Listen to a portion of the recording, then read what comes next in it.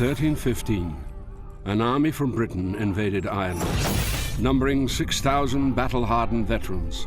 It was one of the most powerful foreign forces ever to set foot in the country. But this was no English army. Its tough, mail-clad soldiers were Scotsmen, gallow-glasses and fighting men from the Highlands and Western Isles. Their commander was Edward Bruce, brother of Robert Bruce, the King of the Scots. Sultan, arms! They had a simple objective: to drive out the English and make Edward Bruce King of Ireland.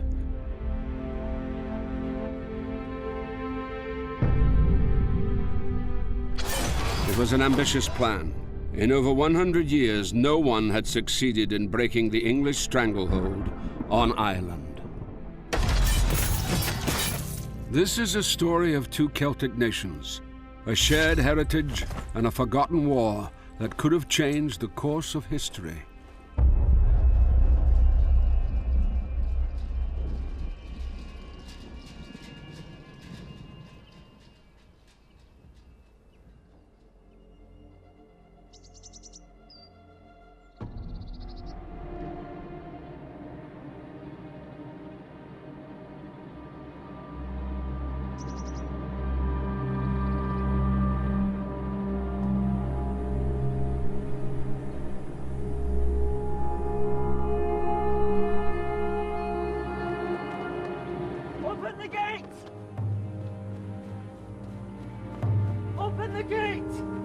Open again!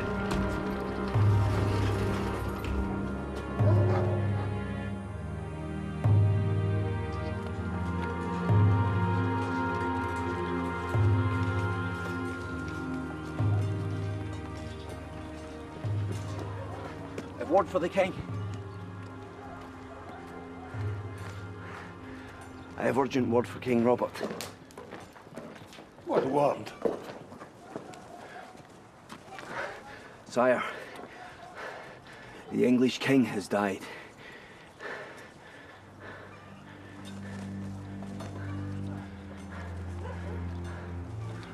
I beheld these brothers of boundless ambition, with whom no obligations were binding, no oaths sacred, and no promises regarded that interfered with their goal of freedom for their country.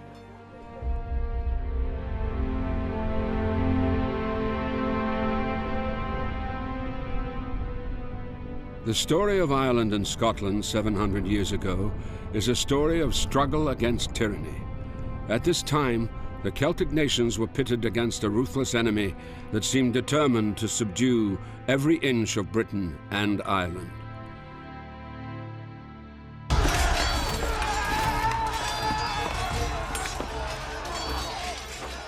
When the Normans conquered England in 1066, their arrival signaled one of the greatest transformations in European history, and their search for power and land would change the politics and culture of these islands forever. The Normans come from northern France, where they have been used to building castles and training as heavy cavalry. They bring that military technology with them when they conquer England in 1066, and they carry on bringing it with them when they move into Scotland and as conquerors into Wales and Ireland. That there was a kind of demonic psychic drive. They seem to have the urge to dominate. They seem to want to have not only what they possess, but what everyone else possesses. They were of the view that they'd come to conquer, and Wales was as vulnerable as England was, and Scotland likewise. And Ireland, of course, was always there in the background. It was on their to-do list. Just over 100 years after the Battle of Hastings in 1066, an Anglo-Norman invasion force landed in Ireland. They conquered the island, established a new power base, and became known as the Anglo-Irish. Most native Irish kings had no option but to submit to these powerful newcomers. But many resented the new presence in their country and never truly accepted the English king as their monarch. In the late 12th century, what began to happen in the hundreds of years after was essentially two different societies coexisted. So you had Gaelic society and Norman, or what became Anglo-Irish. What fascinates me about Gaelic Ireland, about medieval Ireland, is the fact that you have two distinct societies in many ways. So I could travel from Dublin up to, say, O'Neill in Ulster, and it would be like leaving one world for another. It's essentially two alien societies. So that's the fascination, which you don't get in a lot of other countries in the Middle Ages. The thing about Ireland in the Middle Ages, which is not true of Scotland, is that Ireland was a very polar society. You know, that you had the native Irish and you had the English of Ireland, and they were two nations. They believed each other to be polar extremes. As far as the English were concerned, they had good reason to despise the Irish. After they first conquered the country, they brought with them a chronicler, Gerald of Wales, who described what he saw as the savage and uncivilized conduct of the native people. The Irish are a rude people, subsisting on the produce of their cattle only, and living themselves like beasts. A people that has not yet departed from the primitive habits of pastoral life. Really, Gerald's writings begin a very long tradition of anti-Irish sentiment. He's pushing the Irish to one side, and I suppose what can be called othering them. He's making them something that you can defeat because of what they are. You're absolutely justified. Neither willing to give up their old habits or learn anything new. Abandoning themselves to idleness and immersed in sloth, their greatest delight is to be exempt from toil. Their richest possession, the enjoyment of liberty. This people, then, is truly barbarous. Indeed, all their habits are barbarisms. In whatever requires industry, they are worthless. It's always more comfortable, if you're a colonizing and imperial power, to be told that you're also superior. But there's also, at the same time, growing evidence that the English politically are worried about integration. Famously, the Statutes of Kilkenny and other laws in which the English are saying, we want the Irish to be separate and we want the English to be separate. English people should not adopt Irish names. They should not have Irish hairstyles. These things are actually legislated against. And the law is a kind of apartheid law, because by the end of the 13th century, whereas to kill an English person in Ireland is a felony, to kill an Irishman is not.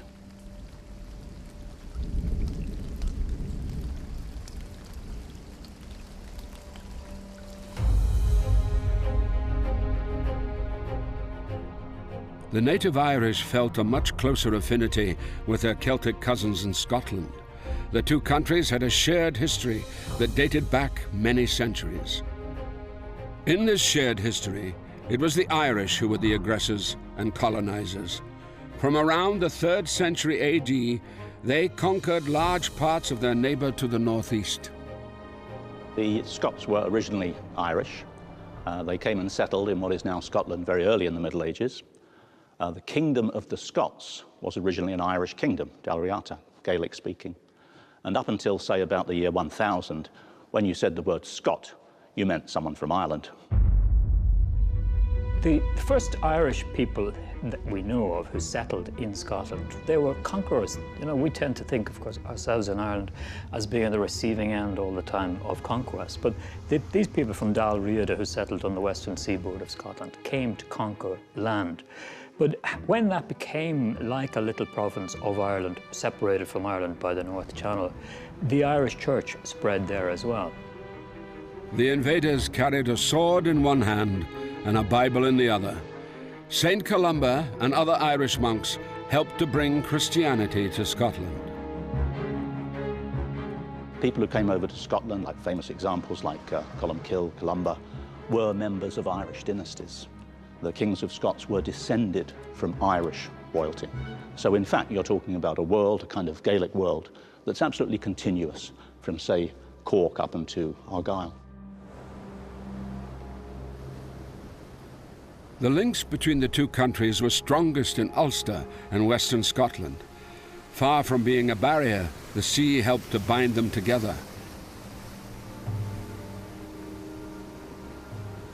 The North Channel could be crossed in just a couple of hours in a Berlin, a small Scottish galley similar to the Viking longboat. These ships were often used to ferry soldiers between Ulster and Scotland, but there were stronger links forged in blood and friendship. The prevailing ascendancy in Scotland is a Gaelic ethos, and its heritage draws from Ireland and draws back towards Ireland. Within the Scottish tradition, they looked to Ireland as a sort of a fertile ground for them, where they came from. They looked to Irish culture as their primary influencing culture. Maybe it goes back to notions of Greater Scotia and Lesser Scotia, which they had in the early Middle Ages, of the big Scotia and the smaller Scotia. And the big Scotia was Ireland at that point, because this is seen from an Irish point of view, looking across towards the fringes of Scotland.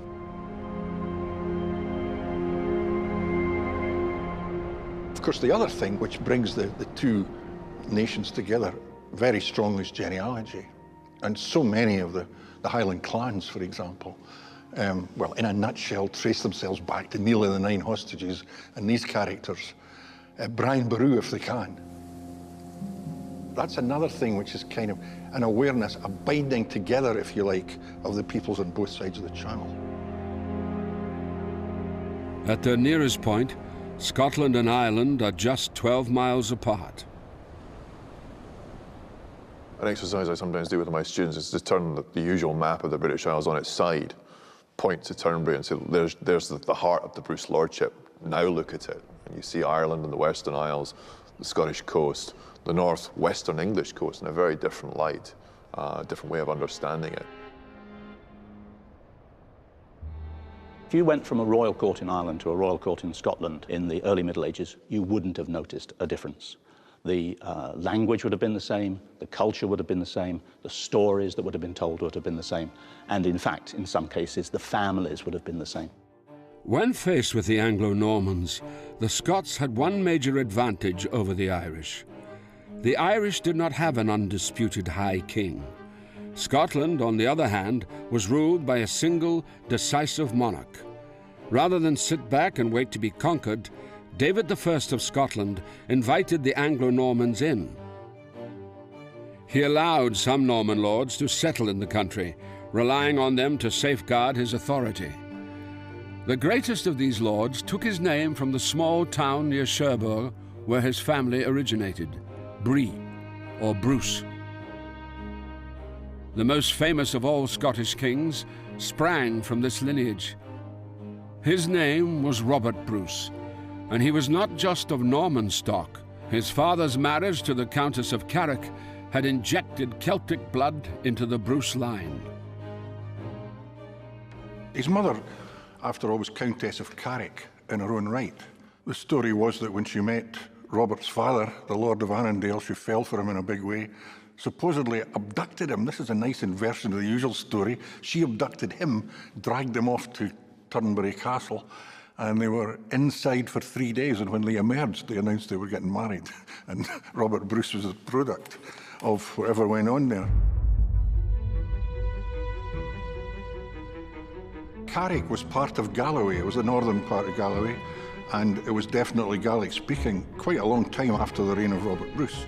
So he was raised very much in a kind of Celtic or Gaelic-speaking area, if you like, of Scotland.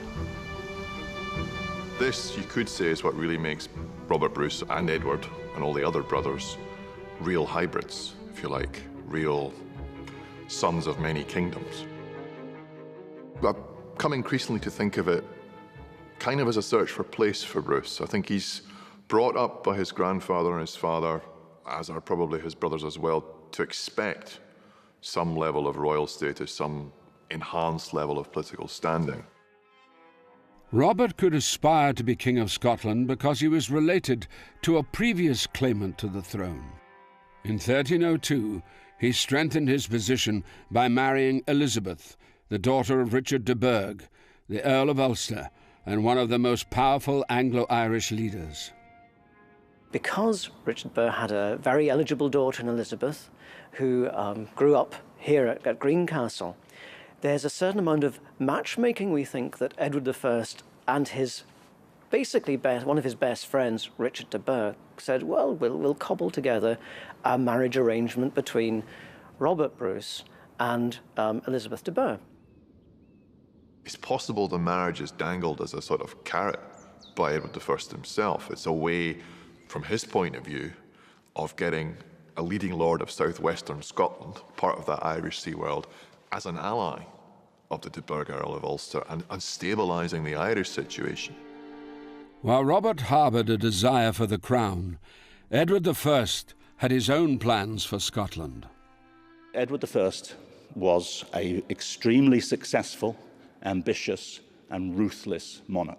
And when he came to the moment in circa 1290, when he thinks that he can establish once and for all that he is overlord of Scotland, he doesn't stop for a moment in asserting that claim.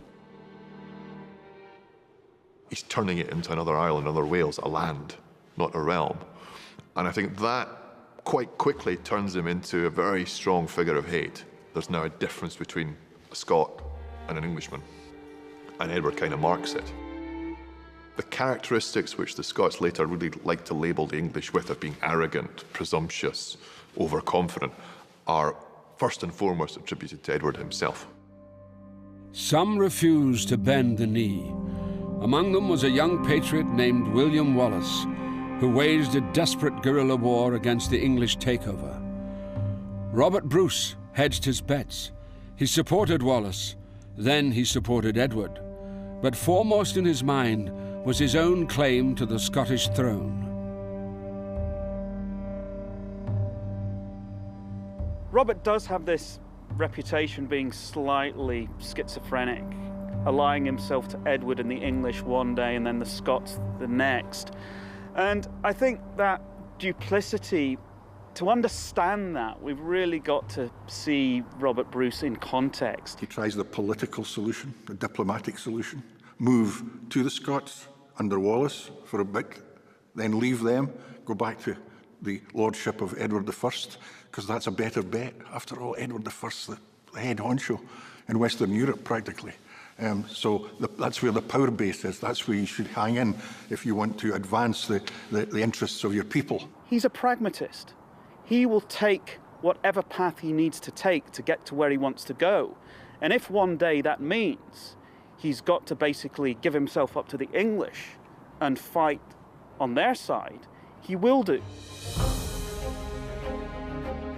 If he wanted to be King of Scotland, Robert had to deal with his main rival, John Comyn. And in 1307, when the two men met at Greyfriars Abbey in Dumfries, an event took place that shaped the future of Scotland forever. He rode there at once and met with Sir John Comyn in the Greyfriars at the high altar. In a mocking manner he showed him the indenture, and then with a knife took his life on that very spot. Because of it, such great misfortune befell him. The killing of Comyn is a real puzzle in terms of where the church stood. Because we have to understand that when Bruce killed Comyn, he did it at the altar of the Church of the Greyfriars in Dumfries. And when you kill somebody in hot blood at the altar, you're automatically excommunicated. So it's surprising then that Bruce seems to have garnished so much support from the Scottish Church. You would have expected the opposite to happen, that they would hold him in total disregard. He's a heretic. He's damned to hell for eternity. But they don't see it that way for some reason. Some remarkable talent rallies around Bruce. And I think that's strange. that action, whether it is premeditated murder or an act of rage in an argument, that's the turning point. He has a lightning decision to make. Either he goes on the run, he basically becomes a fugitive, or he grasps the thistle and goes for the throne. As soon as we get to that point where Comyn is killed, the path is straight ahead, and the path is conflict between Bruce and the King of England.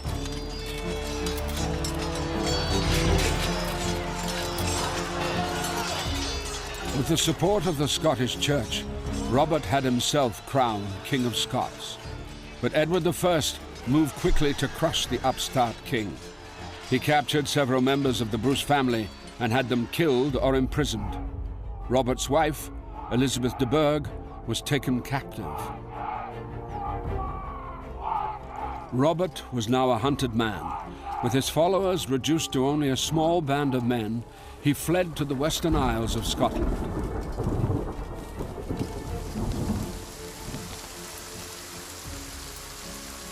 For it was nearly winter, and there were so many enemies around him that all the country made war on him. Such dreadful misfortunes tested him then, like hunger, cold and cutting rain, that no one alive can tell it all.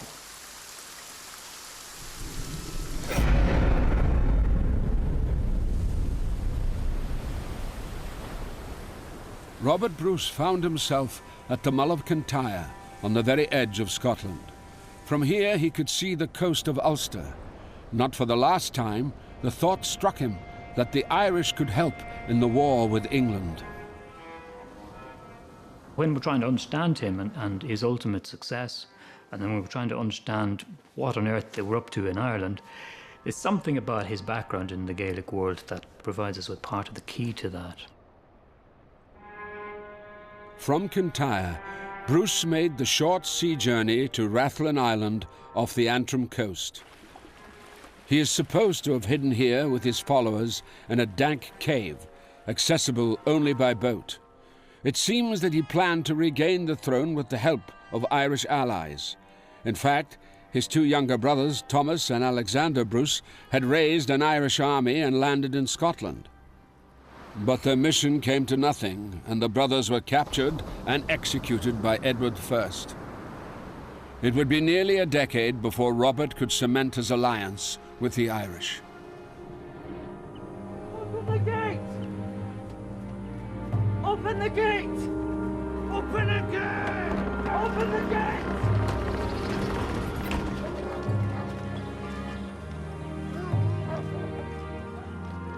In July 1307, Edward I died, and in a single stroke, the greatest obstacle to Scottish freedom was removed. Shortly before he dies, Edward has a couple of English friars executed for stating that Robert Bruce is the subject of the prophecies of Merlin. And that means that Robert Bruce is a second King Arthur, that his destiny is to unite Wales and Ireland and Scotland against England and drive the hated English dragon back into the North Sea whence it came. King Edward I would be long remembered as the most ruthless and vindictive foe ever faced by Scotland. His tomb in Westminster Abbey was inscribed with the words Scotorium Malleus, Hammer of the Scots. But his son, who now succeeded him as Edward II, would prove to be a much less formidable opponent.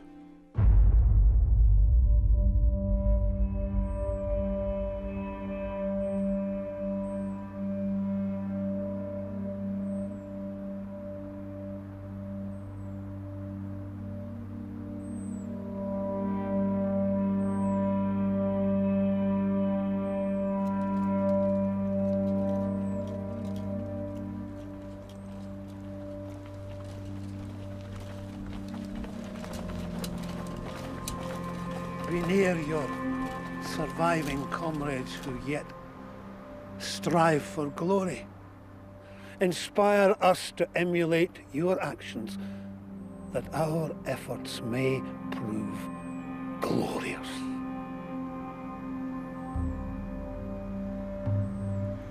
In 1314, An army led by Robert Bruce faced the English in battle. The fight took place south of Stirling, somewhere near a stream known as the Bannock Burn. For hundreds of years, there have been arguments as to the exact location of the battle. In 2013, military historian and archaeologist Tony Pollard spent a year searching and eventually locating the site of the most important battle in Scottish history. It was the pivotal encounter in the long and brutal war between Scotland and England, and it was very much a case of David and Goliath. The Scots were outnumbered 2-1. Leading up to the battle, Edward had been in command of the siege of Stirling Castle. And it's that siege that brings about the battle. It's that siege that coaxes the English army north. So you've got these three massive divisions of well-trained men delivering a massive victory of the common man, really. These are men on foot. Many of these men are just commoners. They're farmers. They're people from the town. And it must have been incredibly demeaning for the English, who have at the heart of their army the nobility. Men on expensive horses wearing state-of-the-art armour. They're literally brought to their knees. The Scots absolutely wipe the floor with them. It's an absolute disaster for the English and a huge triumph for the Scots.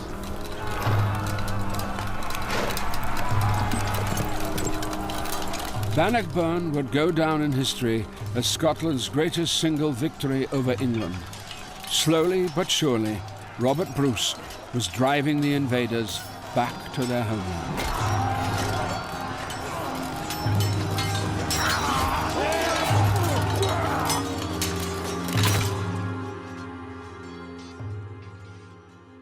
There has been a tendency for Scottish historians to ignore the aftermath of Bannockburn. It really should be the wonderful climax to Bruce's career, and he has to drip on for another, 16 years before the English actually recognise his title as King of Scots. Robert Bruce wanted the English to recognise the independence of Scotland. That didn't change. But he also wanted one thing more than that, of course. He wanted them to recognise the independence of Scotland with him as its king. And that didn't change one iota after Bannockburn. So, he was probably scratching his head trying to figure out what he might do next. This must have been very, very depressing. And it seems to be one of the reasons why he has to open up new fronts in the war with the English after Bannockburn. Despite the great Scottish victory, there was another crucial chapter in the story of the war against the English. But this part of the tale would be told not in Scotland, but in Ireland. The Anglo-Irish colonists in the country would have been devastated by the news that this upstart Scot had defeated their king, and I'm pretty sure that nearly everyone in Gaelic Ireland would have thought it was bloody good news.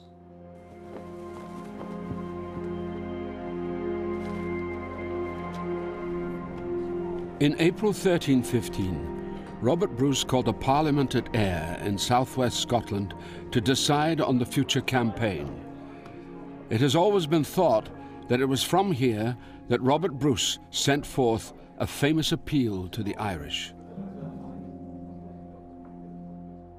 The King sends greetings to all the kings of Ireland, to the prelates and clergy, and to the inhabitants of all Ireland, his friends. Whereas we and you, and our people and your people, free since ancient times, share the same national ancestry, and are urged to come together more eagerly and joyfully in friendship by a common language and by common custom. It was only discovered in the 1950s or thereabouts. It's a tremendously interesting letter from Robert Bruce, and it's a very kind of a potent call to the Irish to join forces with the Scots. It's an appeal to some kind of ancient bond between the two. But what if the letter dates from a much earlier period? Had Robert Bruce always yearned to unite the Celtic nations? Sean Duffy of Trinity College Dublin believes that the letter was composed around 1306 when Robert and his followers were based on Rathlin Island. When you get down to the small print of the letter, as it were, he says that the envoys he's sending are these two men called T and A. He just gives the initials because that's the way the letter has survived. It's pretty certain that that letter that Robert sent, the envoys mentioned in it are his brothers Thomas and Alexander, and so it belongs in the winter of 1306 to 7, when he was in a lot of trouble and he was hanging on by his fingernails to the throne of Scotland, and he wanted an Irish alliance to join sides with him against the English. We have sent you our beloved kinsman, the bearer of this letter, to negotiate with you in our name about permanently strengthening and maintaining inviolate the special friendship between us and you, so that with God's will, our nation may be able to recover her ancient liberty. And there's a tendency by some people to think that Robert Bruce, because he's from a predominantly Anglo-Norman background, that this must be pure cynicism on his part, and, you know, because how could he dare talk about our nation, the Scots and Irish nation, and our common language, as if he was a Gaelic speaker and imbued with all things Gaelic. The letter is genuine. It seems to me the letter was sent by Robert right at the start of his reign. It seems to me it won a lot of backing for him in Ireland, and I think therefore we have to accept that there was a Gaelic side to Robert Bruce's character. I think the existence of this document, and I think Sean's right in this actually, does imply very much that there's some understanding before the letter, if you like, some sense of what may be a natio, a nation. That's very powerful. This is a statement, if you like, if there's such a thing, of kind of Gallic nationality, if you could call it such. The trouble is, the danger here is whether we can use words to describe concepts in the past where they didn't have words for them themselves. This is our problem. So if nationalism is a word that doesn't come into the English language until the 19th century, can we apply it to people who are living in the 13th or the 14th centuries? Personally, I would say yes, we can. If it's not nationalism they're talking about, it's that by almost any other name.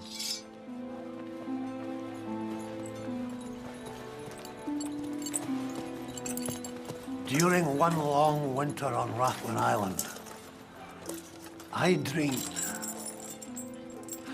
we would assist the sons and daughters of our sister nation in their fight against the common foe, the English. And in doing so, reunite the Celtic people. Scotland under Robert Bruce, and Ireland under Edward. Were we not colonized by the Irish? Been bound by blood, family, language? Were we not Christianized from the same source? Preparations have been made. We will be one with Ireland. After Bannockburn, he feels you've got to carry the torch to the enemy. This was Bruce's #1 weapon in trying to get some sense out of the English kings to recognise the legitimacy of his kingship. The notion was, just as we're opening up a front in the north of England, let's open up one in Ireland.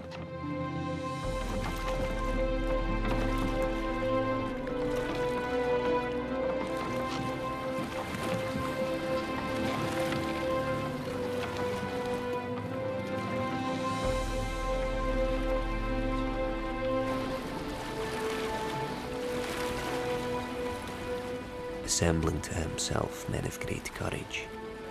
Then he took ship at Ayr in the following month of May, and took his way straight to Ireland. They have undertaken a great project when, with so few as they were there, they prepared to conquer all Ireland, where they would see many thousands come armed to fight against them. But although few, they were brave.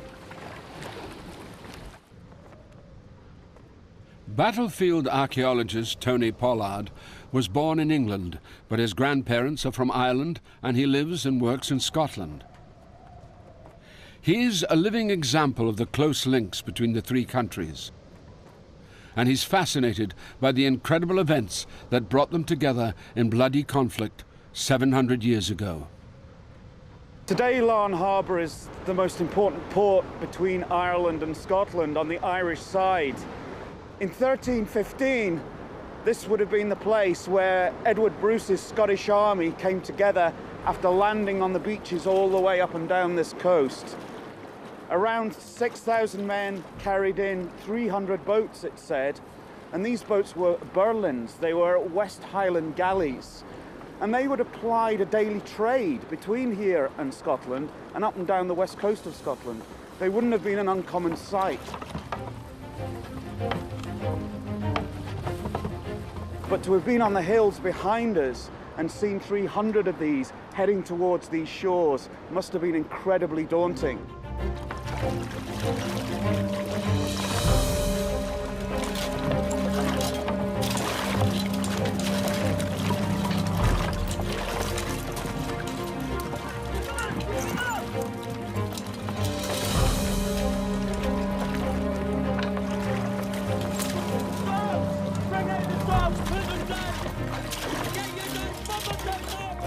Scots are used as the kind of traditional bogeymen. The Scots will come and get you. And then in May, the Scots are no longer separated from them by a stretch of land. They're actually here, which throws the whole of the Anglo-Norman community into a panic. They'd never really expected to end up fighting the Scots in their own backyard. So when 6,000 of them come into Antrim, this is like their worst nightmare come true.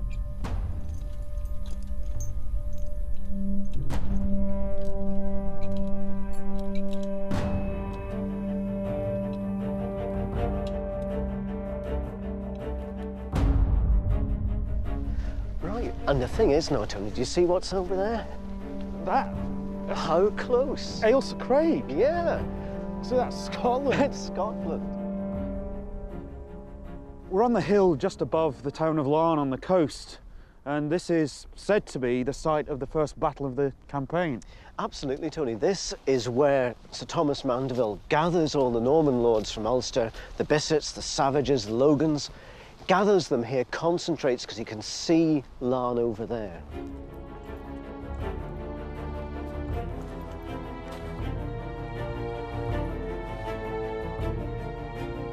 This is a victorious army. Bruce has got about 5,000 or 6,000 men with him. They are the men that smashed Edward II's army at Bannockburn. It's D-Day down there. This is D-Day, yes. If Mandeville manages to hold Bruce here, the campaign's off. Yeah, or even kick him back into the sea. Kick him back into the sea.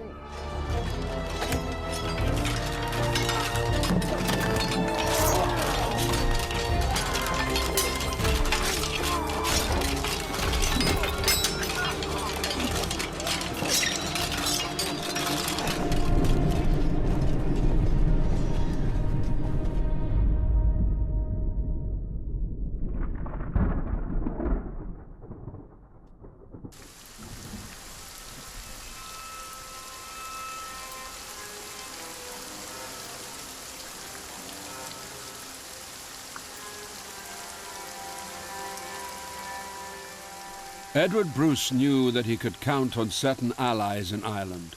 First and foremost was Donal O'Neill, the King of Tyrone, who had pledged to support the Scots. Robert had made able preparations, but we would have no success in Ireland without the help of the Irish families. Their attitude towards him was the pivot on which all his plans were based. Donal O'Neill was a descendant of the ancient High Kings of Ireland. He was in no doubt about his own royal blood and his own place at the apex of the pyramid of power in Gaelic Ireland. The problem was, though, for him that many other Irish people rejected his claim to be High King. If you were a descendant of Brian Boru, you weren't necessarily convinced that it was O'Neill's ancestors who had a monopoly on the High Kingship. He was a realist who recognised that his own interests could be served best if they could all unite behind another figure. Sure, he was into it for what he could get out of it, like all politicians and like all powerful men. Though the Irish hut be poor, and though our feast be small, he sees his little lot as the lot of all. No prince's palace rears its head to shame the meanness of his humble bed. Man is worthy of this world, who rejoices in the world and makes the most of it.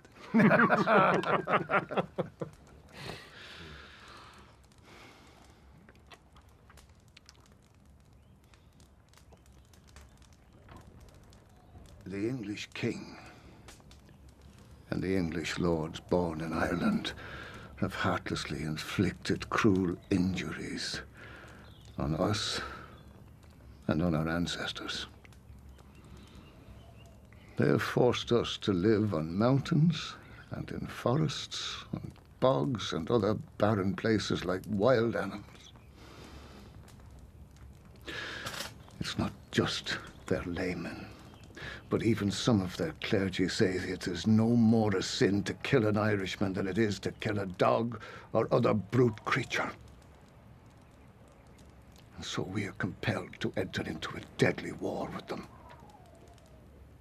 If ever thou hast occasion for assistance, to repel an invader or attack a foe, call on Scotland, whom thy hospitality is taught to be grateful, and on whose heart thy kindness has made a deep impression.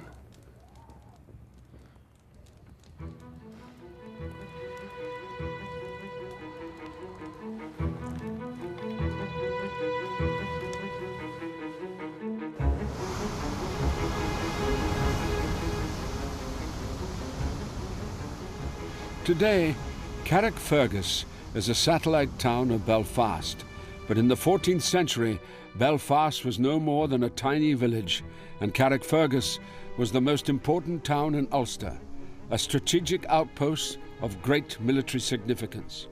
It was vitally important that Edward Bruce capture it to prevent the English from landing an army there. Castles like Carrickfergus were the power base for the Anglo-Normans or the Anglo-Irish. These were the people that had come in and taken over Gaelic Ireland, and these were the people that Bruce was intending to have a go at in his invasion. So for Edward Bruce, this castle is a very important target, and he's very keen to take it. Because he has to take Carrickfergus. If he can take Carrickfergus, that means that Robert's position in his wars against the English in the north, it opens up everything. If they can take Carrickfergus, then the entire northern sea zone is theirs, and probably the entire sea zone right down towards Bristol. And if you can cut off that channel, then the oxygen to the supply routes for Edward II are almost extinct. Surely one motive behind the Irish invasion was that they could somehow damage the English supply routes and the sources of English supply. Now, if you could cut off that kind of supply, you could make a big dent in enemy support or support for the enemy. And I think Ireland's recognised to have been a very important breadbasket for the English. The Scots took Carrickfergus town without much difficulty. The castle was a more difficult proposition. Edward Bruce did not have the siege equipment needed to take the castle by storm, so he surrounded it and prepared to starve its garrison into submission. When Edward Bruce arrives in Ireland in 1315, he's very keen to identify himself with Carrickfergus. And indeed, it's while he's here that around a dozen Gaelic chiefs or even minor kings come to him and proclaim him High King of Ireland.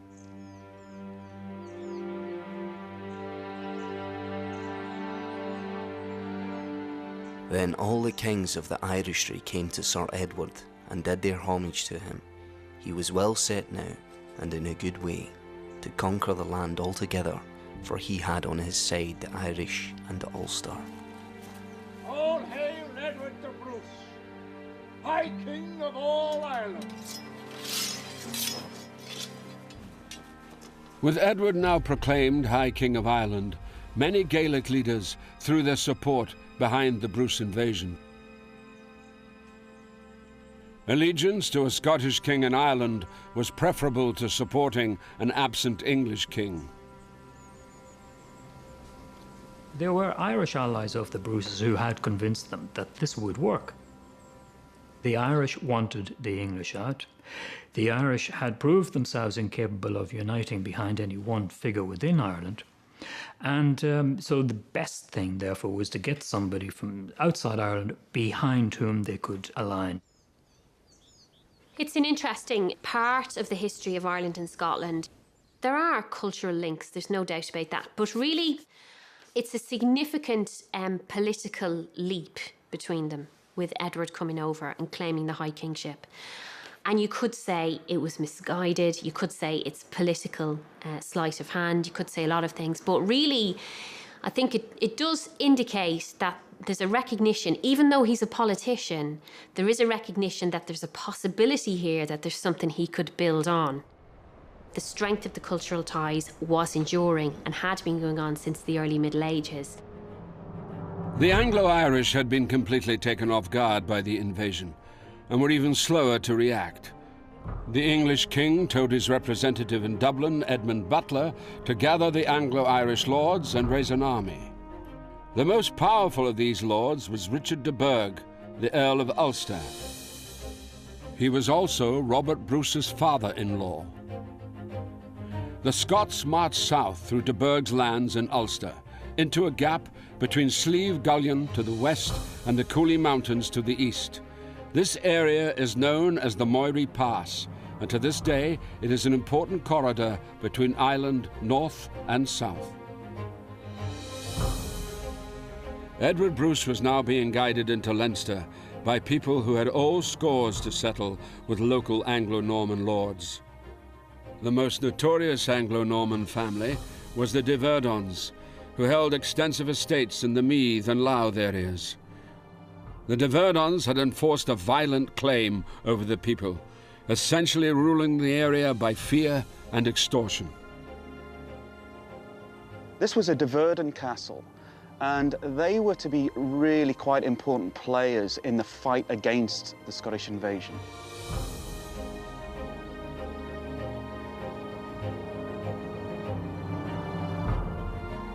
The feudal system is really like a protection racket. If you're a tenant or a peasant, you pay taxes or you do service for your lord. But in return, your lord will protect you. And that's what this castle is designed to do, is to symbolize that power and that ability to protect. But it doesn't really work. Bruce comes down from Ulster with his army. He takes one look at this and very sensibly thinks, we're already tied up with one siege at Carrickfergus. This place looks pretty impregnable. We'll give it a swerve. So they just leave it. But there's more than one way to skin a cat. And what they do is they burn the nearby town of Dundalk. And that demonstrates to the local population that their lords and masters no longer have the ability to protect them. And it does exactly what taking that castle would do, but it's much easier.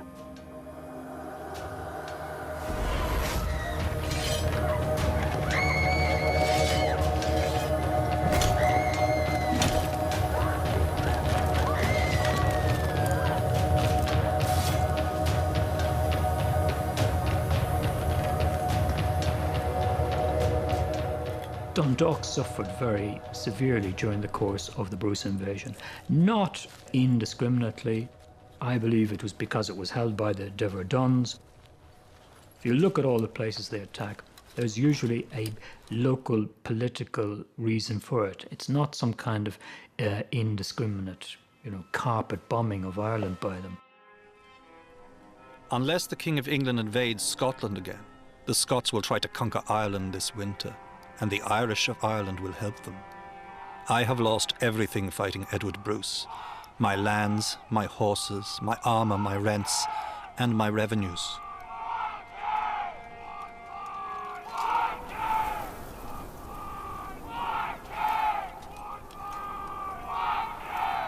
There was very little concerted opposition to Edward Bruce to begin with, but by the end of his first summer in Ireland, the government was beginning to get its act together, and it realised they would have to get an army and march after him and try and meet him in the field.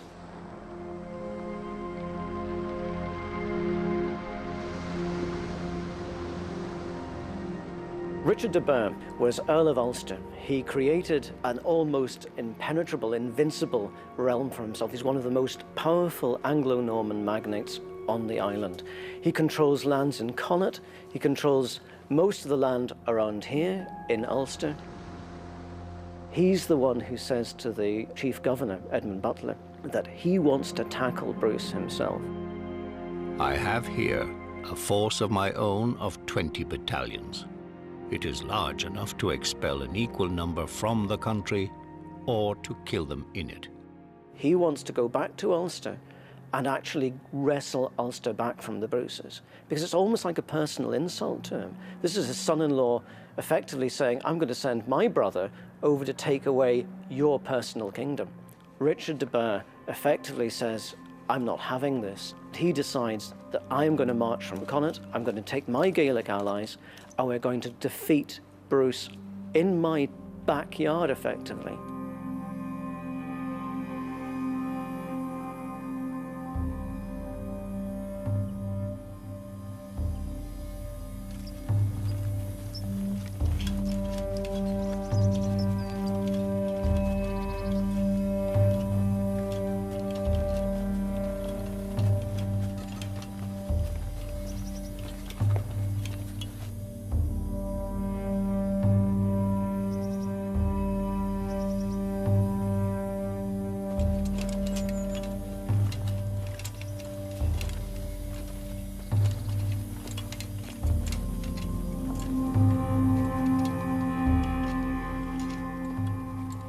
Looking at this site, do you think this bit's a bit more prehistoric than the sites across the way? Or? I can see a big stone wall over there. I know, that looks extremely interesting. Oh, wow. Look at that, how big are these stones, Tony? Massive. Massive. Careful here, it's collapsing. I know. This is known as the Old Fort, or actually locally in Connaught as the Trench. But it's a motte, isn't it, of some sort? It is. Why is it here? What function is it serving? Well, the thing about Connaught is it's a very important Anglo-Norman ecclesiastical centre. We think it might have been fortified, so whenever de Burgh is coming up, chasing after Bruce's army, he suddenly finds himself out of supply. He comes from Antrim to here because it has stores of whatever they need. Now he comes here to defend it and take those stores. Bruce is out there watching him.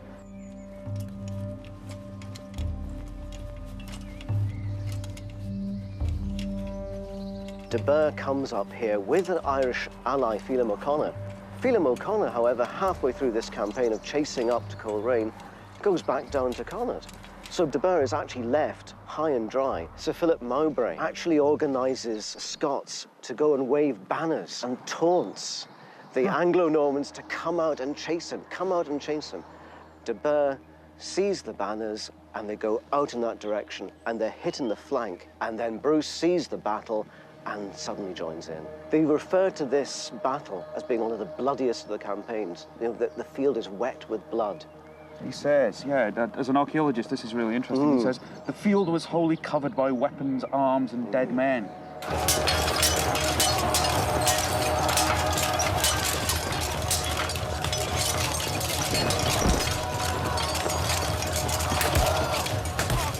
The field soon grew wet with blood. They fought there with such great fierceness and struck such blows on each other with stick, with stone, and with blow returned, as each side could land on the other, that it was dreadful to see.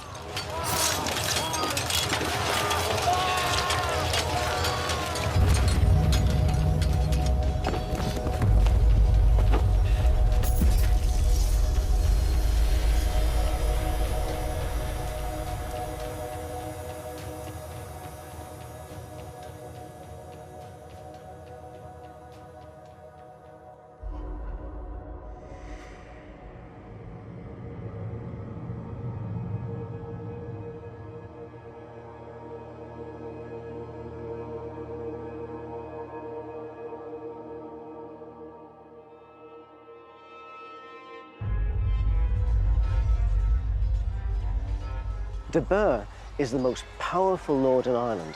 He's a battle brother of Edward I, he was at Bannockburn. He is a military mind, he's a good warrior. And yet when he comes up here, he is all-powerful. After the Battle of Connacht, his power is almost completely broken. He leaves here shattered. After Connacht, Ulster is Scottish. It's no longer De Burgh's land at all. If he thought that he was going to send a message to the Bruces that, hang on here, this is my turf, what actually ends up happening is he has to leave Ulster. He flees Ulster. The annals of Connacht refer to him rather wistfully as almost being like a wanderer up and down the lands with no lordship, no power. Children, front face! Children, arms! Children! Ireland was only one front in Robert Bruce's war against the English. He had raided territories in northern England and personally led the army which laid siege to the English border town of Carlisle. No one could deny that the Bruce brothers were causing major problems for the English, both at home and abroad. The more they be, the more honour all out have we. If we bear it manlily. We are set here in jeopardy, to win honour or for to die. We are too far frae hame to flee. Therefore let ilk man worthy be. Yon are gatherings of this country, and shall flee, I trow it likely. And ilk man assail them manlily.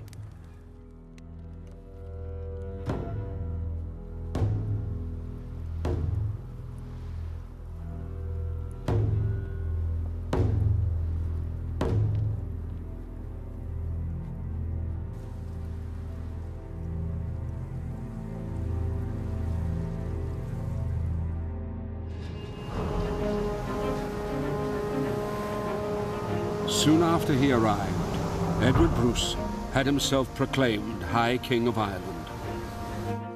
In a bid to forge an Irish-Scottish alliance, support for Edward's claim came from Donal O'Neill, the powerful King of Tyrone. The English in Ireland, known as the Anglo-Irish, were in disarray. One of their greatest lords, Richard de Burgh, had been crushed in battle. Edward Bruce now had control of most of Ulster. He brought his army southwards into Leinster, hitting at the heart of Anglo-Irish power.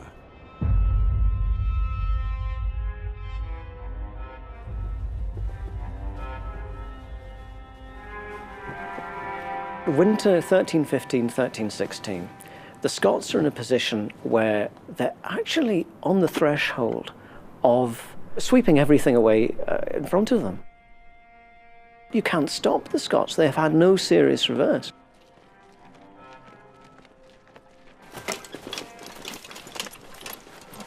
When the Bruces invaded Ireland, the only people, almost without exception, who supported them were the native Irish. The reason being that if you were a member of the English colony in Ireland and you joined the Bruces, that made you a traitor. So there was very little support for them in Anglo-Ireland. Overwhelmingly, it became a war between the English in Ireland and the native Irish, and they only had the backing of the native Irish.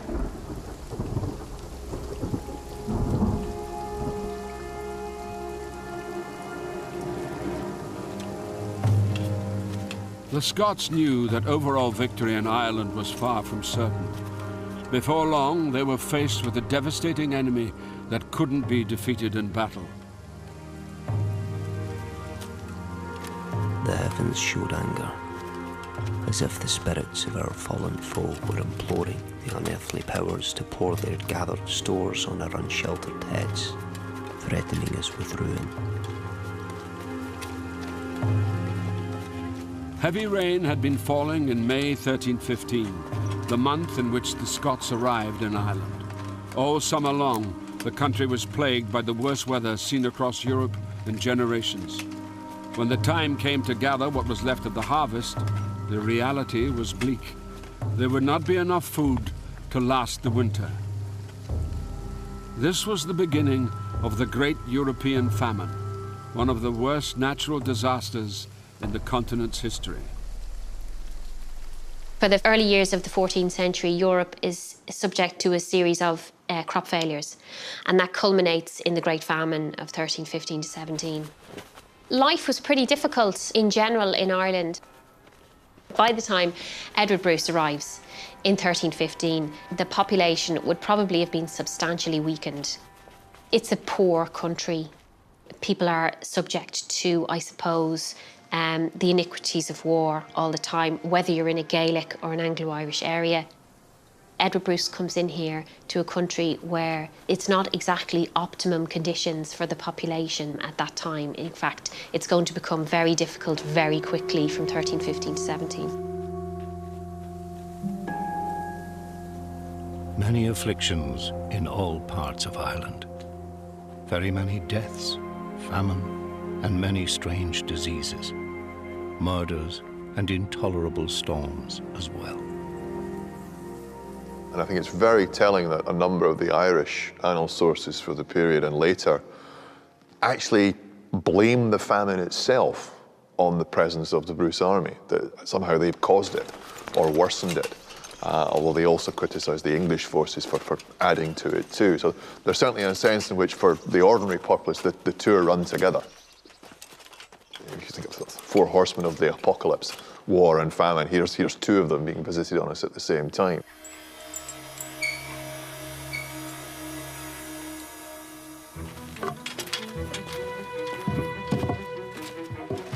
In his first few months of being in Ireland, Edward Bruce clearly rounds up large bodies of supply, spoil, booty, and ships it back to Scotland. And it may be that supply was a central motive to going there in the first place. But by the time you get to 1316, 1317, after two failed harvests into your third bad winter, livestock would be dwindling, population would be moving about in search of food. It's really a large part of the war itself.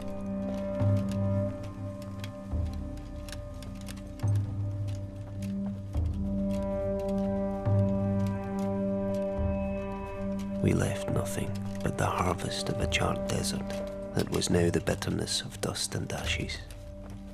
And in the reflection we began to see the hand of God outstretched to punish sin. Famine and sickness waited not to be invited, as the oppressed looked around for a protector, and finds he has none.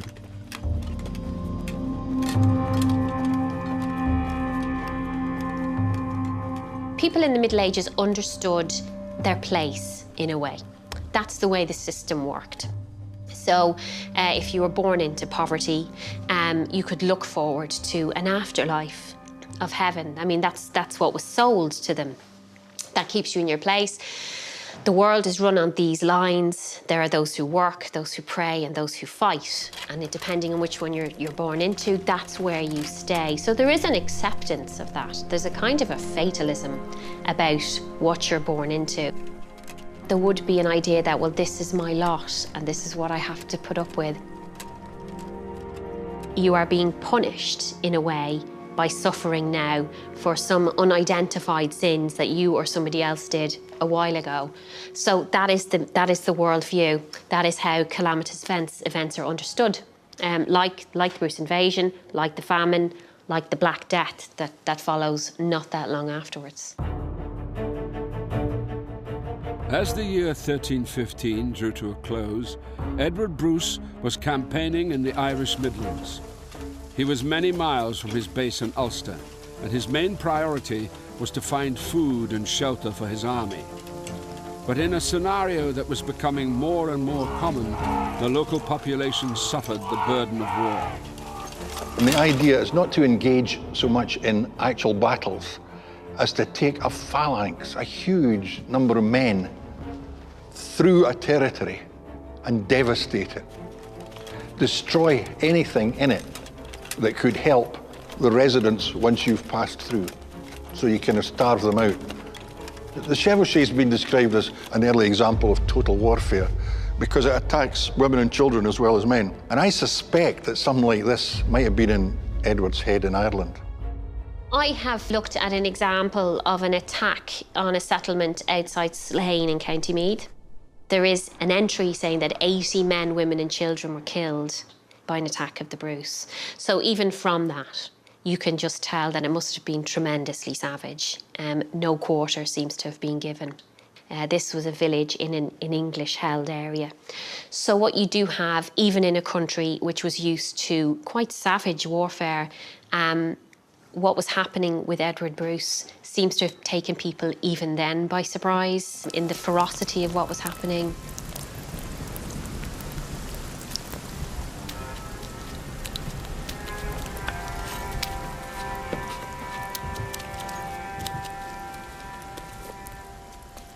It's probably the worst time to be alive in the Middle Ages is the first half of the 14th century. It's pretty much hell.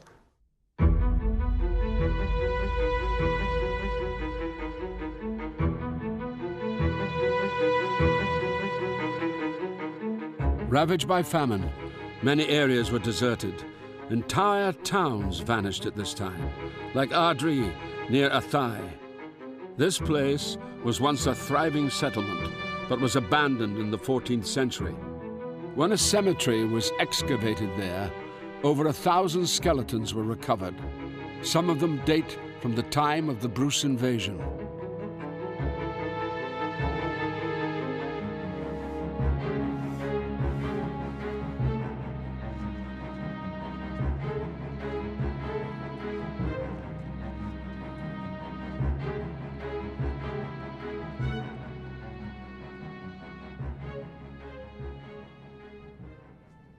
During the course of excavation works here, over 1,200 people were found, so a full medieval population.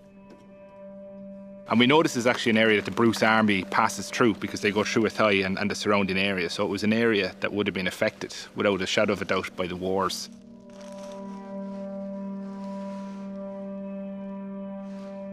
When you come to looking at how things really were for people hundreds of years in the past, if you're looking at human remains, you're looking directly into the face of somebody who was alive at the time that the Bruce invasion was taking place. The types of injuries that they sustain are practically unimaginable to us now. The tough aspect of their lives is just quite incredible. The human remains like this are like a storybook of people's lives at the time. Here we have an individual that is male and aged between 35 and 45 years of age at death. Evidence of interpersonal violence would be evident by the presence of sharp force trauma to the skull, which we have here in the frontal bone. Comes in at a point which has sharp edges on each side, which indicate that it may have been a sword, and it comes to a point just above the eye, which narrowly misses the eye. So here we have the frontal bone, which has the orbits of the eyes here, and this is the ear. This male was probably facing his assailant, and a right-handed attack has come in, probably from a sword, and it's swept in like this. This sharp force trauma that probably exposed the skull. This individual is incredibly lucky because he survived this blow. And as well as this blade cut coming through here, there is the blunt force trauma on the top of the head.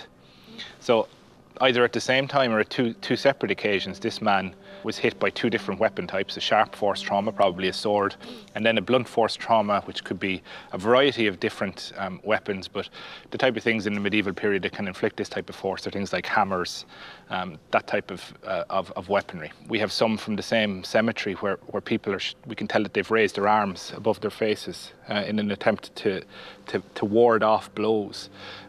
So really it's the human remains are the human story of what's going on at this time, and this man is one of the people who lived through it.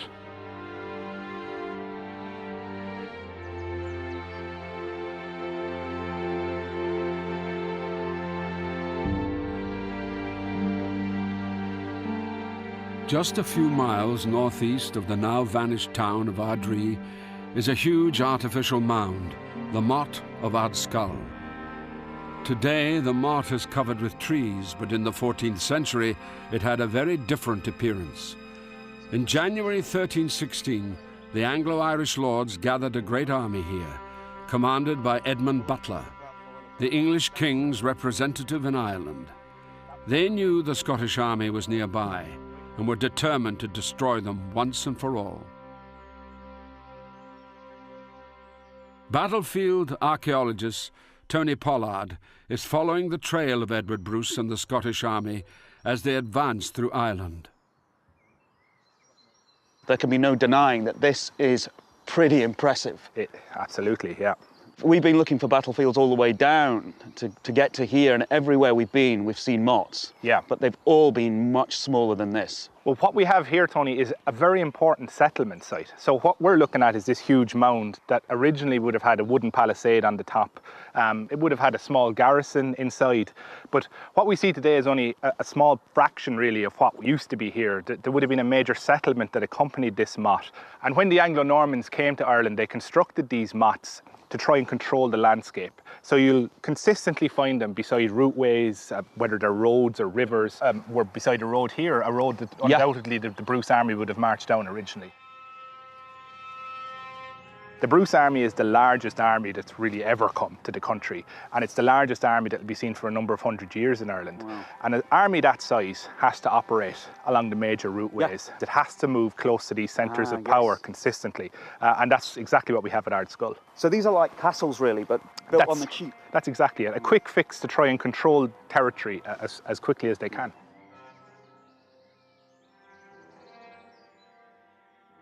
The Anglo-Irish, they seem to have a fairly big army here. They surely had an opportunity here to smash the Scots, who by this time must have been in a fairly dilapidated state. But they kind of let it go, don't they? Oh, absolutely. There's no doubt that they significantly outnumbered the Scots and should have won.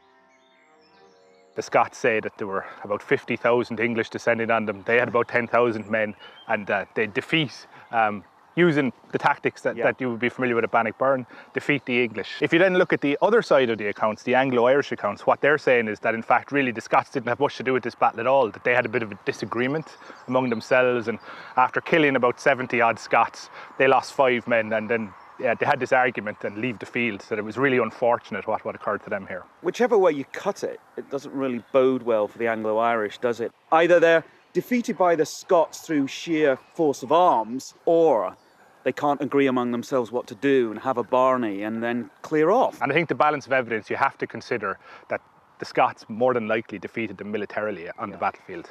The Scots are allowed to fight another day. Yeah, allowed to fight on their terms and allowed to fight another day, and the war continues. And the misery continues for everybody, really. Ardskull was a missed opportunity for the Anglo-Irish.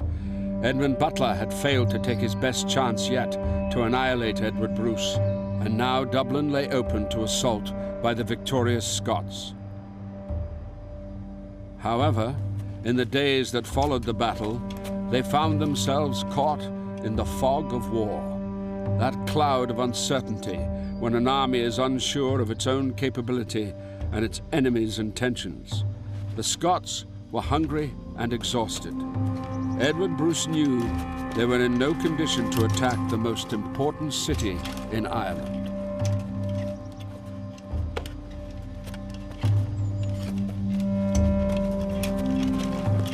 At the end of the first campaigning season, if you like, contemporary opinion was that Bruce was winning, he had the advantage, and he had an opportunity then to consolidate his position and work ahead. The problem for him, I suppose, was that first season in Ireland was also the first of these famine years.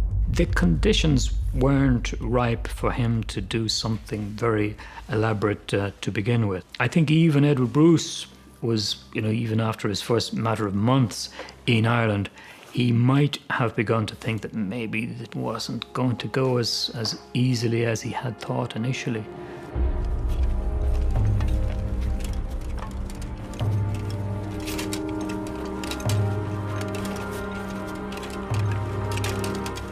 The Scots had no option but to begin the slow and painful march north to their base in Ulster.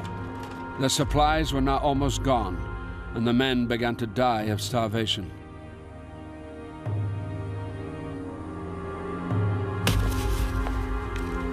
What was happening during the course of the Bruce invasion was very extreme. Contemporary accounts say that people were struggling so much they were resorting to cannibalism in parts of Ireland. It was said truly that some evil men were so distraught by famine that they dragged out of the cemeteries the corpses of the buried and roasted the bodies on spits and ate every single one of them. And women ate their sons for hunger. It was a very bleak time, and I think it was, the timing was devastating from the Scots' point of view.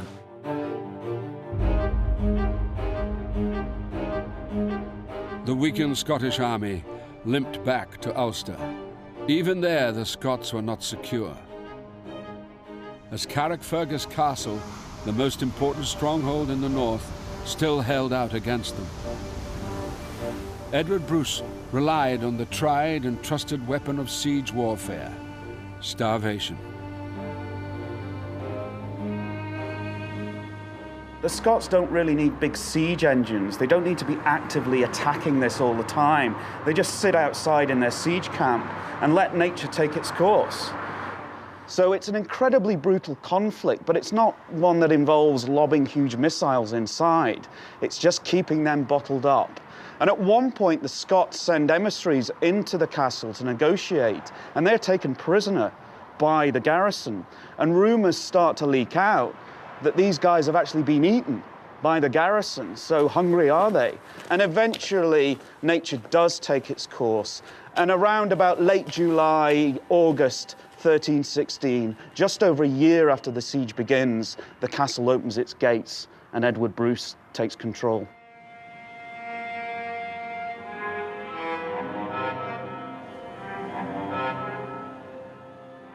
This victory could not hide the fact that Edward Bruce was still a long way from being recognized across the island as the High King. Phelim O'Connor, the King of Connacht, now threw his lot in with Bruce and attacked English settlements throughout the western province. But he was defeated and killed in the Battle of Athenry. Other Gaelic chiefs showed little or no interest in joining the Scots. The thing about Ireland in the Middle Ages, which is not true of Scotland, is that Ireland was a very polar society. That you had the native Irish and you had the English of Ireland. So, of course, it probably was a bit naive to think that they could put aside these internal divisions and rise above it for some kind of, in inverted commas, national cause. Bruce still had the backing of a formidable Gaelic leader, Donal O'Neill of Tyrone. O'Neill's army represented the main Irish support for the Scottish campaign. Instead of fighting the English, we fight ourselves. And so we owe to ourselves the miseries with which we are afflicted. Degenerate, manifestly unworthy of our ancestors. It was by their valor and splendid deeds that the Irish race in all the ages past retained her liberty. We must be at harmony at home. We must prosecute this war with our united forces if we are to regain our liberty. The idea that they thought of themselves as distinctively Irish does emerge, but Ireland is still a very divided country for most of the Middle Ages. That's the tragedy, is that they didn't band together and work together. That just never happened.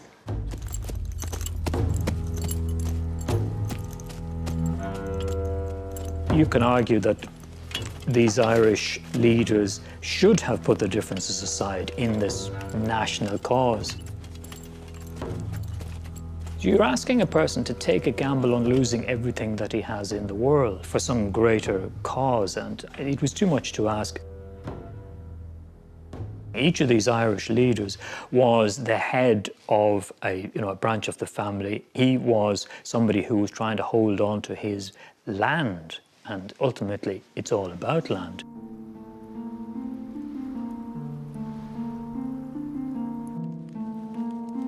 Edward Bruce's campaign was losing momentum. He desperately needed reinforcements and supplies for his depleted and weakened army, and only one man could provide such assistance. In September 1316, Edward travelled to Fife to see his brother, the King of Scotland himself, Robert Bruce.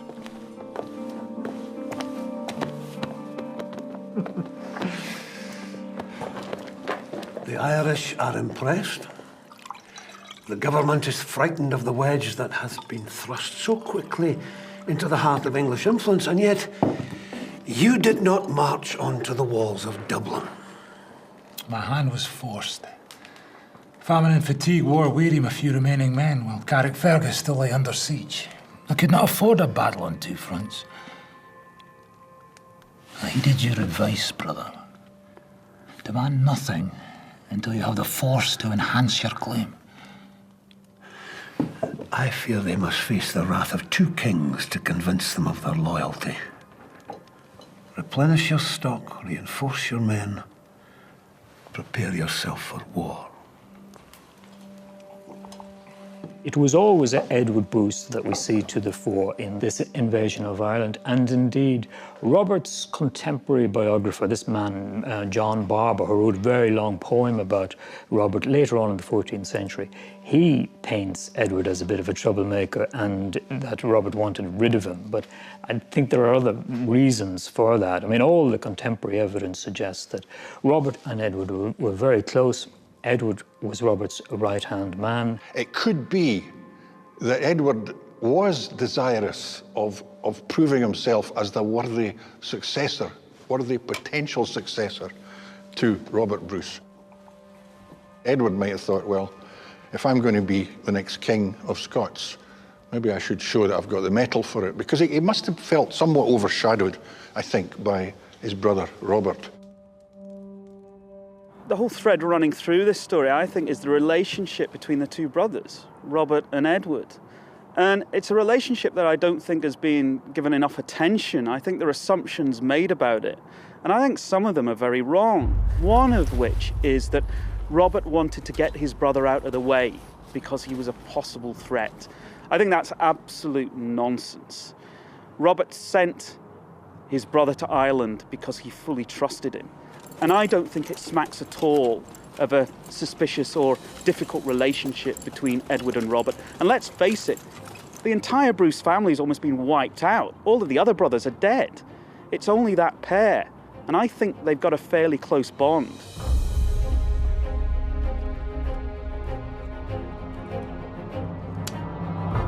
King Robert arrived in Ireland in this way. And when he had stayed in Carrickfergus for 3 days, they consulted and decided that with all their men, they would hold their way through all Ireland, from one end to the other.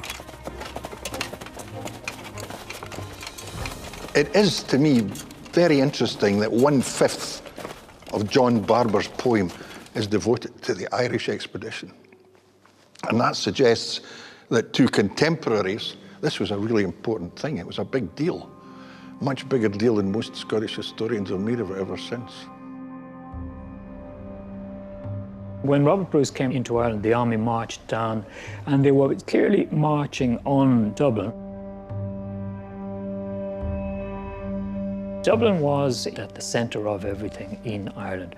It was the headquarters of the English government, and if you were going to topple English government in Ireland, you had to get control of Dublin. They came as far as Castleknock, and they were looking at the city, and they were, contemplating an assault on it maybe the next morning. But the citizens of Dublin, they went inside the walls and burned the suburbs after them to deny the Scots cover as they tried to get to the town. The citizens of Dublin pull down their own walls, they retreat within the very bastions of the core of the city. The governor flees Dublin for Cork. It's effectively wide open. It's hard to see, other than the capture of Dublin, what would have tipped the balance in Ireland. I mean, it takes them over a year to take Carrickfergus and it falls, and it doesn't really make much difference. What are they actually trying to achieve? But the problem for Robert Bruce when he was in Ireland was that he was committed to a short, sharp shock here in Ireland. He couldn't spend a year hanging around outside Dublin for them to surrender. So I think they took a look at the situation and they realised it was either a lengthy siege or we just abandon Dublin for the time being and march on. Leaving Dublin behind, the Scots marched west to Leixlip, where they spent 4 days burning and plundering. Further south, the Franciscan monks at Castledermot had no reason to welcome the approach of Robert Bruce. 2 years before, his brother had destroyed their friary in Dundalk.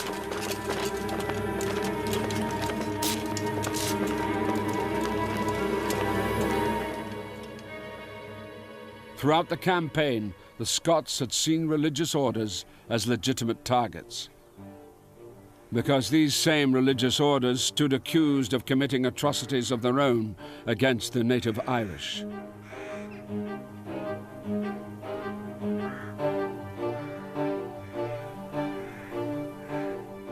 So these places are certainly not set aside, they're not left alone, they are embroiled within this conflict. They are. Neither side is offering any sanctuary to these locations at all. Yeah. These are fair game. There's no rhyme, no reason why they necessarily single out a particular monastery, friary or abbey. But when they do, they visit the wrath of the Bruces upon the place. It just demonstrates how serious the Scots were about this place and this operation. They left no stone unturned, really, did they? No, they didn't. In the remonstrance in 1317 by Donald O'Neill, for example, there's a direct allegation at Abbey Lara that monks are going around hunting Irishmen. The monks? The monks going out hunting Irishmen because he wants to say this is the chaos that Edward II has wreaked upon Ireland. This is why we want Edward Bruce to come over and save us.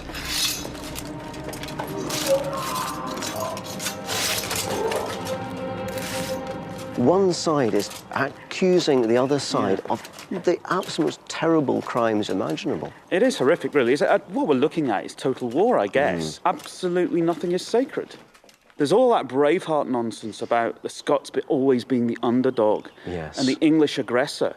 But when you step back and look with an objective eye, the Scots are capable of mixing it up in a bad way with the best of them, or should I say the worst of them.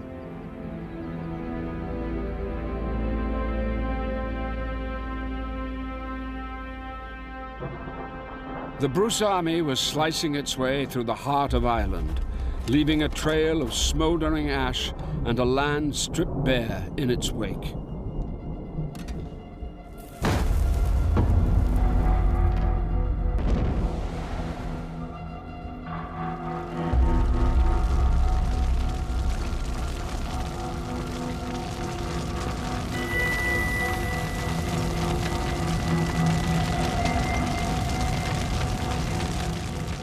It's a Scots military practice to actually deny your enemy food supplies, resources and provisions. The only thing is, of course, that it actually robs your own army of the ability to have provisions as well. If you can talk about public opinion in the early 14th century, that might have begun to swing opinion slightly against the Scots. Some people were saying, what was so wrong with the English? There is one source that says this exact thing. Our old foreigners are much better than these new foreigners who've come in and doing all this damage. And you only have to look at the campaign, how aimless it almost seems, weaving round and about, first past Dublin, down into the south, across to Limerick, back across, back up. Are they actually desperately in search of food? The joke that they almost starved to death or eating their own horses. How do you explain it? They're marching to places to try to rouse the Irish population to join their side. The furthest south they get to is within sight of Limerick, literally, and they're trying to get the O'Briens to join them. The problem with the O'Briens, as with the O'Connors and many of the other dynasties, is that there are two rival branches. And once one side says that he's going to join with the Scots, the other fellow stays with the English government. And the kind of unity that they were expecting, it was alien to Ireland in the early 14th century.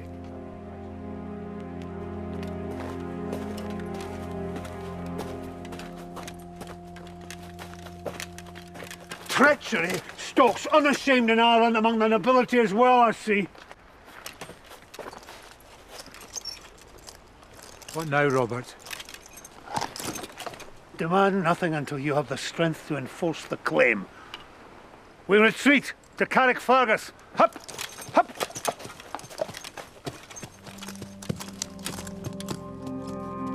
There was more bad news for the Scots. An army of English reinforcements had landed at Youghal and was on its way north.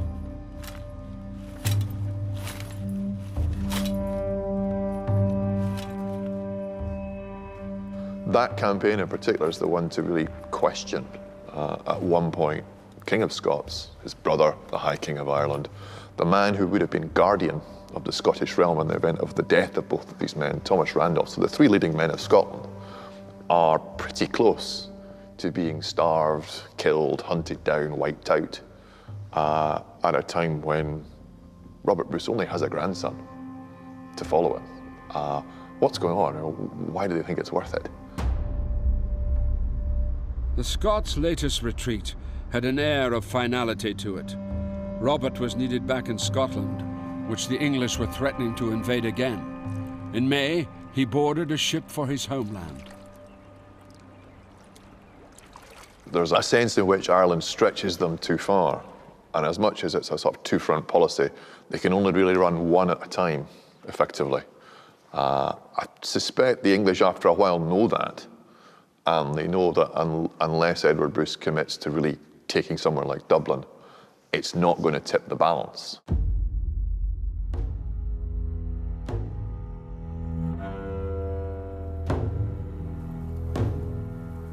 There is virtually no information on how the war went for over a year after Robert's departure.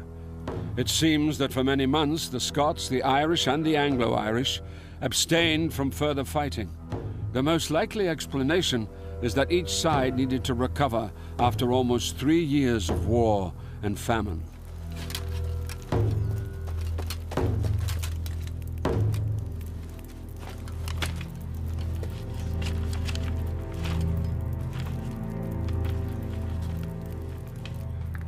Excommunication is to be pronounced against all invading England and disturbing its peace. Donald.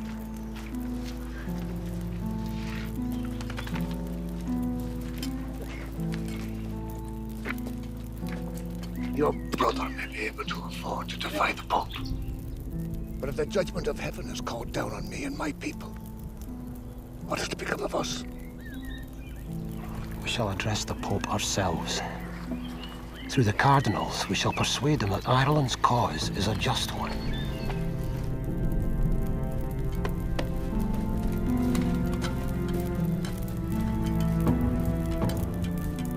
In 1317, O'Neill and other Gaelic leaders sent a letter known as the Remonstrance of the Irish Princes to Pope John XXII.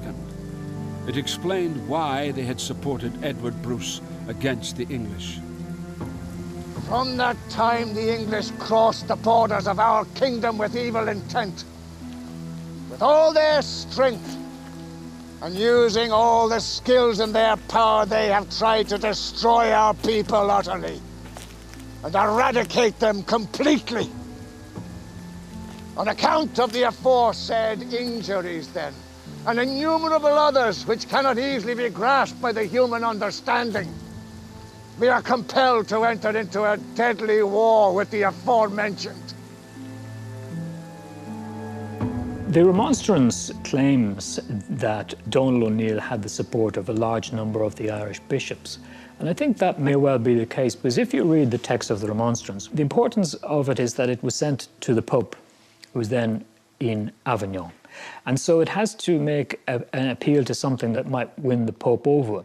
So it reminds him that actually the English came to Ireland because they had a license from the then Pope to do it, Pope Adrian IV.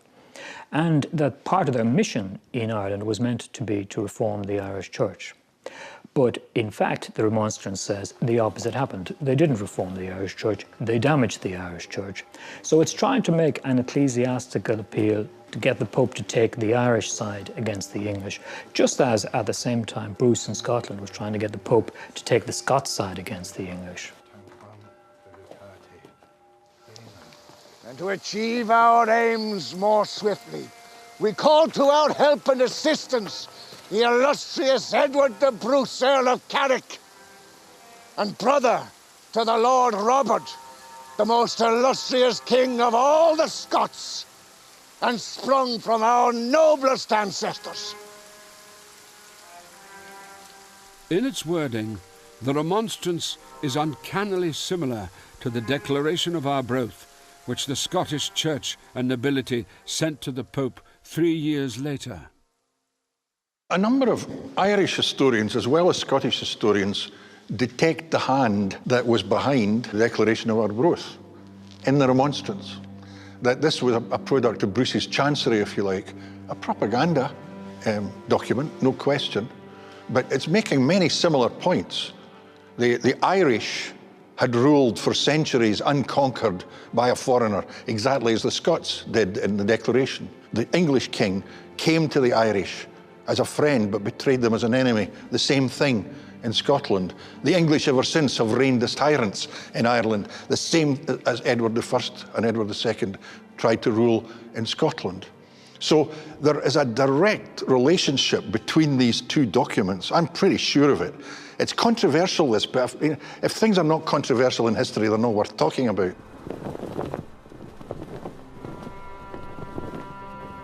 It is in truth not for glory, or riches, or honour that we're fighting, but for freedom alone, which no honest man will give up, but with life itself. I think this is really where Bruce invents something called Scottish independence. Bruce must have realised somewhere along the line that as long as people had this loyalty to their clan and their family, you could never build a state or a nation.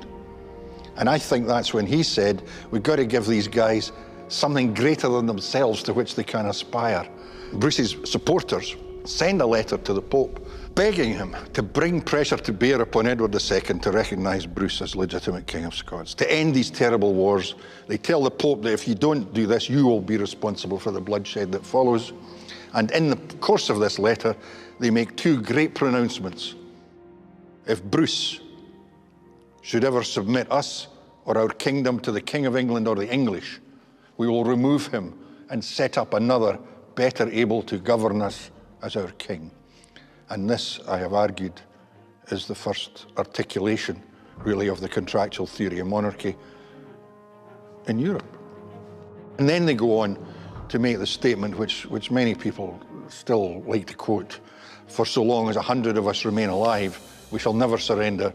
It is not for glory nor riches nor honours that we're fighting, but for freedom alone, which no honest person will lose but with life itself.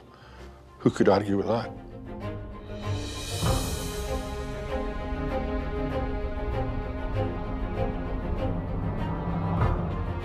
Some 450 years later, the Declaration of Arbroath would inspire one of the most famous assertions of freedom, human rights, and self-determination ever written, the American Declaration of Independence. This document could have had its roots in a forgotten war fought in Ireland and Scotland centuries earlier. And in 1317, that war had still to reach its conclusion. Time was running out for Edward Bruce. Twice he and his army had a chance to capture Dublin, and twice they had failed. The Irish kings who supported him outside of Ulster had been defeated in battle. But even in the face of these setbacks, Edward had reason to believe that things might improve. In 1318, for the first time in years, there was a good harvest. Finally, he was able to supply his men properly, and news came from Scotland that further reinforcements were on the way. And so, in the autumn of 1318, Edward made the decision to bring his army south and out of Ulster.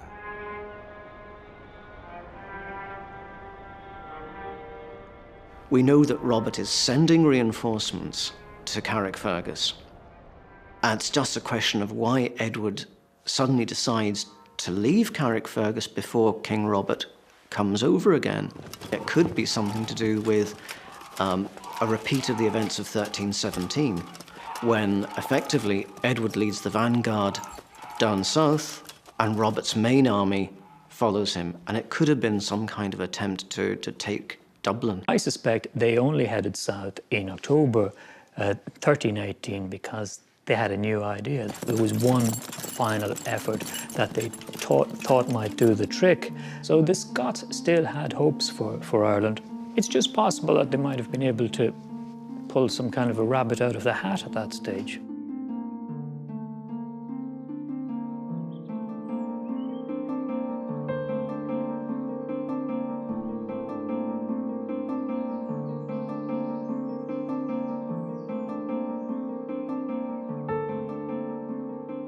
We're just south of the Moray Pass, which is one of the most important ways to get from the north into the south.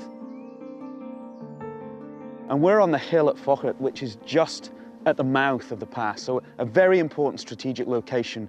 It's still a very important place. Indeed, during the Troubles, this was a hotspot. So for Edward to be up here makes total sense. But whatever the reason, the Anglo-Irish have got their act together and have a big army waiting for him. And Edward Bruce has to decide what to do. And Barber talks about him having a council of war with his Irish allies. And everybody's basically saying, don't be so foolish.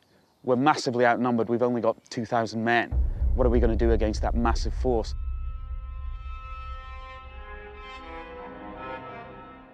There could be, in Edward's mind, that he wanted to finish this off. Maybe there is some kind of thing going on in Edward's head where he needs to have the same kind of victory as Robert had at Bannockburn. It might be the case that Edward Bruce likewise was a bit of a hothead and that he rushed into this battle, even though there were further, apparently the contemporary sources say, there were further troops on their way by way of reinforcement to him, but he decided to take the gamble on the battle. Historians have settled on this spot, this slope, facing down towards the mouth of the pass as the battlefield. To me, it doesn't really make sense. It's far too steep for cavalry to be positioned on it if the Anglo-Irish are up here. If Edward Bruce is up here, he's surely going to be facing towards the town. That seems to be where the enemy are coming from. I am not convinced that this is the battlefield. To me, having seen a lot of battlefields in my time, this really doesn't make too much sense.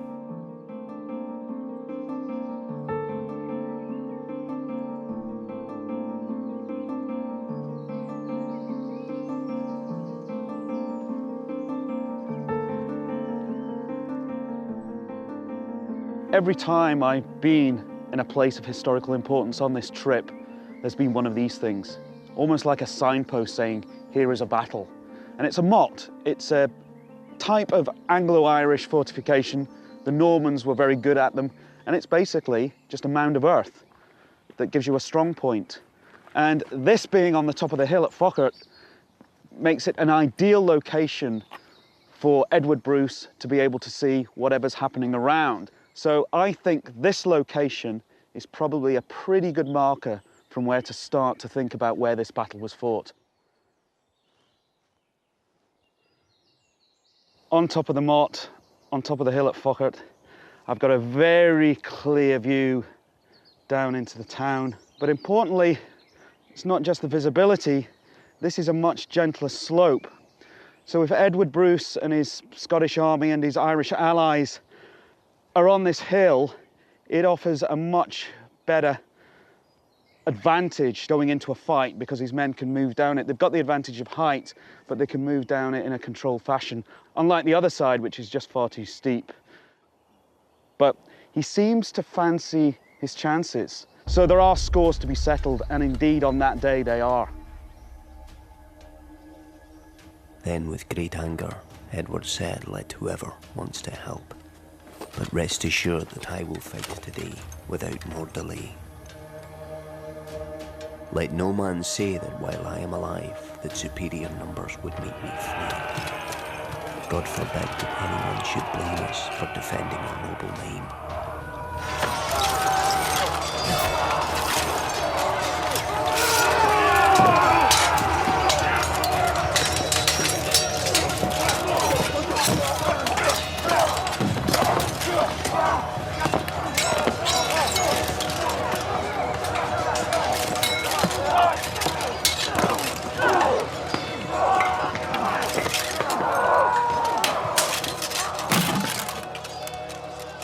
As it turns out, it really actually ends up being an Anglo-Norman Bannockburn because they completely rout the Scots. And that's the end of the dream on that Dundalk hillside.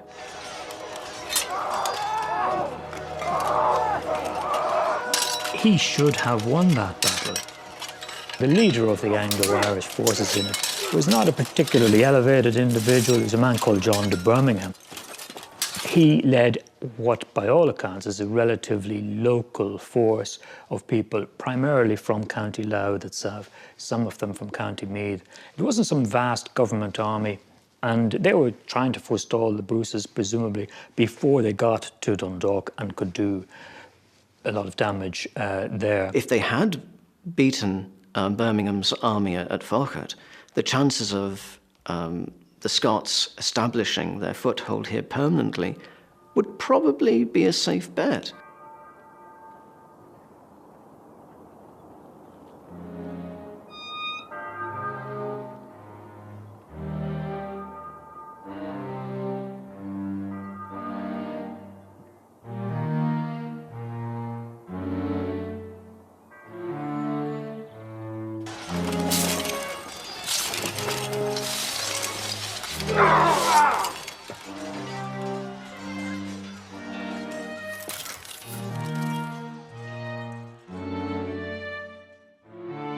It goes very badly wrong for them. Indeed, so badly wrong that Edward Bruce is killed in the battle.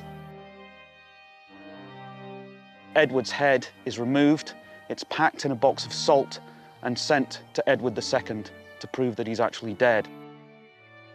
His limbs are hacked off and displayed in various parts of the kingdom, again to demonstrate that the dreaded Edward Bruce has been vanquished. If that's the case, this can't be the grave of Edward Bruce, but it is a fitting memorial. It marks the end of Edward Bruce's story.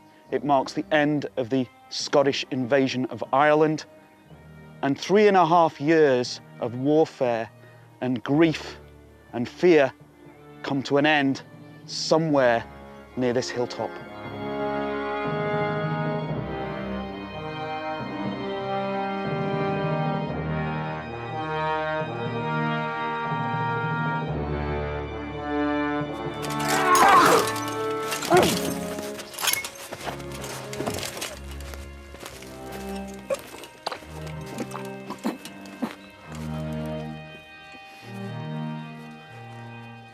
We are set here in jeopardy, to win honour or for to die. We are too far frae hame to flee. Therefore let ilk man worthy be.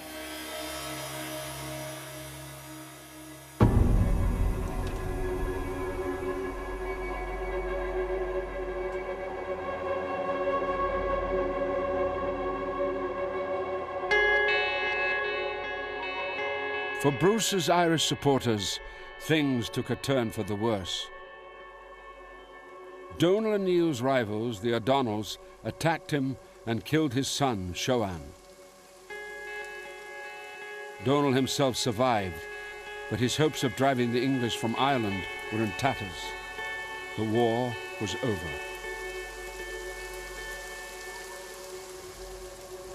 I think there is a sense in which King Robert is taken out of the account of the campaign which came to grief at Faughart. I think that, in a way, this was down to his brother. This was Edward. He was carrying the can for what happened here. Maybe there's even a notion that Bruce, you know, given these few hints we have in his correspondence, that Bruce somehow understood the Irish sympathetically in a way that Edward didn't. Edward didn't know really how to treat them. When you think about it, it's a pretty odd thing for a guy to sort of show up on the Irish shore and say, I'm here to be High King. And they say, well, who are you? So I suspect Robert Bruce, the king, felt that if he had led the expedition, there might have been a different outcome. Barbour is probably just as accurate as any medieval source would be, but you have to bear in mind the various kind of agendas he has, and his agenda mainly is to glorify Robert, not Edward. So he will give Edward due regarding courage and bravery, but not necessarily a lot of common sense. And it's always Robert is perceived as being the one who's the wiser head, which I think is unfair on Edward, but that's John Barbour for you. There are later charges against Edward Bruce that he's headstrong, that he's overambitious, that he's short-tempered. Some of that probably has to be later distancing by the Scots, probably, of Robert I from his brother's failings. For Robert, I think it probably only confirmed the difficulties of Ireland, probably the insurmountable difficulties. I think he's more worried about what it means for Scotland, because with his brother's death, it's fairly clear from the evidence that this provokes a major crisis in Scotland. Bruce's enemies see that now he only has his grandson, an infant, as his heir presumptive. He hasn't yet had sons by his queen, Elizabeth de Burgh, and there's a real danger for the Bruce dynasty. But the shadow of misfortune did seem to fade. In 1324, Robert's wife gave birth to a son and heir, David.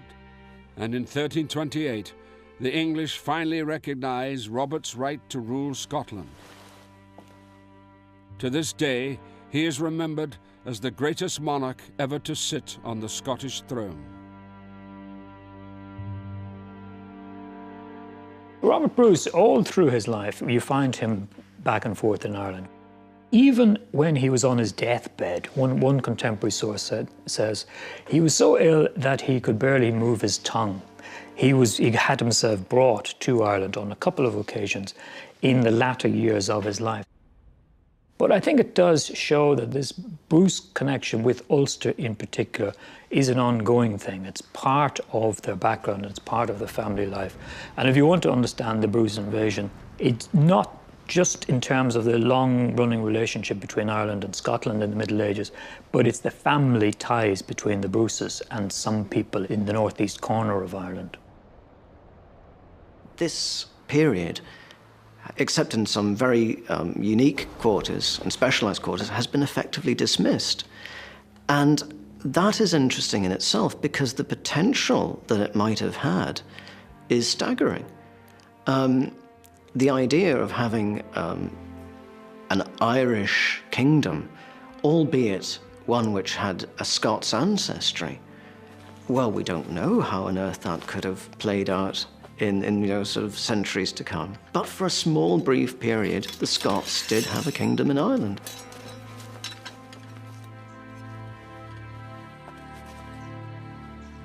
For over 3 years, Edward Bruce was the self-styled ruler of that kingdom, but he never managed to inspire and lead the Irish in the way that Robert did the Scots.